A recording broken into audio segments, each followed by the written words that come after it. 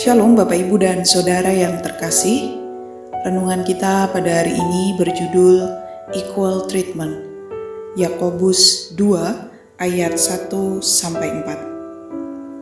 Saudara-saudaraku, sebagai orang yang beriman kepada Yesus Kristus, Tuhan kita yang mulia, janganlah iman itu kamu amalkan dengan memandang muka.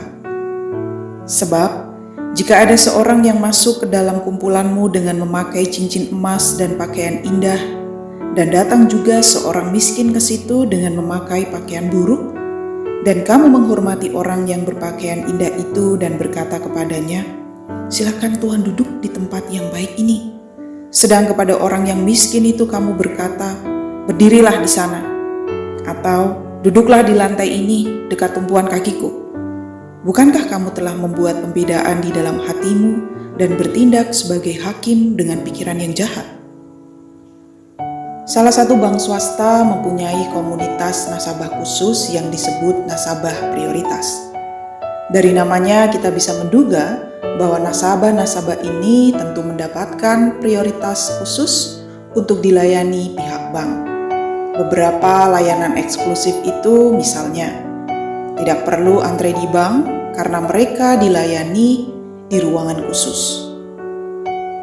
Beberapa layanan eksklusif itu misalnya tidak perlu antre di bank karena mereka dilayani di ruangan khusus, berhak menikmati fasilitas executive lounge di berbagai bandara, mendapat keringanan dan layanan khusus di beberapa rumah sakit, dan lain-lain.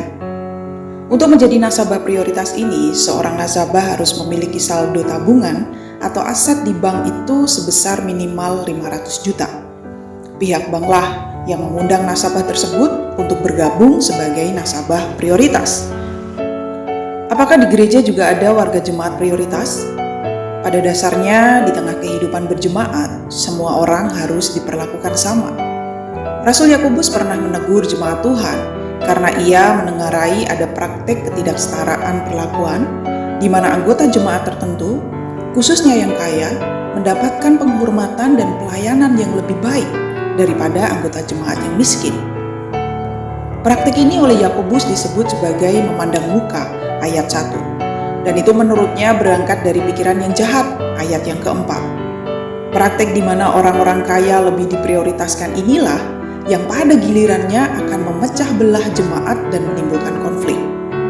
Gereja bukanlah bank atau klub eksekutif, di mana mereka yang kaya dan memberi banyak persembahan diprioritaskan dan lebih dilayani ketimbang yang lain.